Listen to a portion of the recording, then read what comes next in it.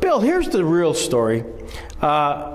Recently, I was honored to be inducted into the Chautauqua Sports Hall of Fame. Oh, good. And one of the early members was a guy named Dr. Harold Blaisdell. Yeah. And he did so much for so many here in the Jamestown High School community. Do you remember much about your dad's time period in relation to the high school and, Well, he started, as far as I remember, as a little tiny guy, sitting next to him always on the bench, especially in the wintertime when I was freezing to death.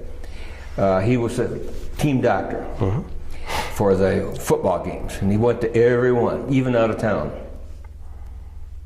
What got him interested in that? Was he on the school board? Was he anything part of that? No, had nothing to do with the school administration. Yeah. So he just became the go-to guy for the local athletics? Basically, just a football team. People, came to him, but he wasn't, there wasn't as much team sports and things in high school at that time as there are nowadays. No swimming pool, no baseball team, nothing like that. Just basketball and football. Just basketball, football. Yeah. Your dad was part of my mother's story. Okay. He was a pilot, wasn't he? Yes. And my mother had spinal meningitis. Has she told you the story? No.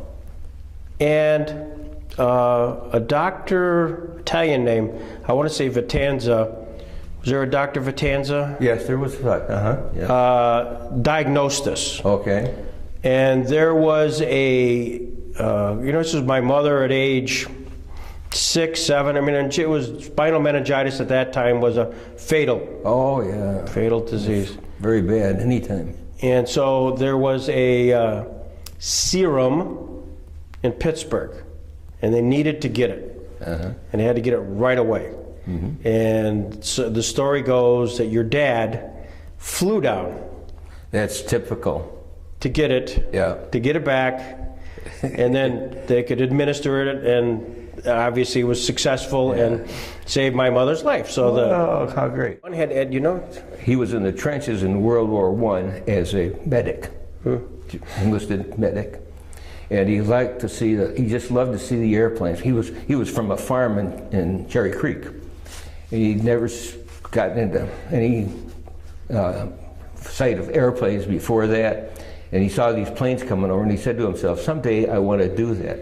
So when he got back and finished college and went to medical school and had a little dough to spend, he took lessons up on the top of, they had a little airport up on the top, strip on Jamestown. What's the name of that street? You don't remember, okay. Flying in a Waco. So he bought a Waco. And the adventures that he had in that are quite interesting too, but I want to follow it. Did he fly right to the very end? I mean, no, he finally decided it was too expensive. Yeah. And he was maintaining an airplane and gas and inspections and such as that just wasn't worth it to him. Right. So he just gave it up. But he had it for many years, had the plane for, I would say, at least 20 years, maybe. What kind of practice did your dad have? General surgery. Was he? And he practiced out of both hospitals or just one? Both hospitals. Yeah. And the old WCA, it didn't look anything like it looks now. I remember they had just swing doors on the rooms, Yeah. It was just the one building, It was really different, yeah. What did your mother do? Mother grew up on a farm in Chautauqua, and she was a school teacher to begin with, pre-marriage. She taught kindergarten and first grade, which I'll mention in my story. And when she got married, she was a housewife. That was at the end of her employment. But she was a pilot also. Well, she took flying lessons, but then when she was coming in for a landing close to her solo, the old wire trim that she had to move like this, there was no lever and got caught. And she couldn't move the trim, but she made a landing anyway. And she said, I don't think I want to do that anymore. Yeah. But she got her license? No, she never did. Never did, okay. So, At least she did it. yeah. So 3 months before Pearl Harbor, he enlisted in the Navy. He had been in World War I, so he was World War I, World War II. And he got a commission in the Navy, and then a lot of the time he was down at Norfolk Naval Air Station and base. And then they put him on a carrier, and he was in a lot of the Pacific battles on a carrier. So he actually was still of an age to serve actively then? Well, as a physician. Yeah. Yeah. I mean, he wouldn't, be anything that... But he was very, very limber and always willing to go ahead and do things. Yeah. The guys couldn't believe it that he was that old. Yeah. He kept up with the younger officers. Yeah. Did he come back with any war stories? Yeah, he saw some of the kamikaze flights that the pilots wound up on his ship, right next to his carrier.